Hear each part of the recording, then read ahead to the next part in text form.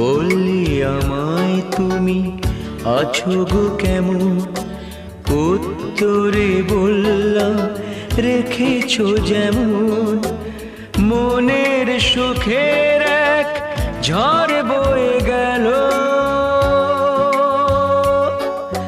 শেষ ট্রামে দুজনাতে ফাগুনের এক রাতে দেখা হয়ে গেল। 3টি বছর পরে জানি না কেমন করে এমন হলো।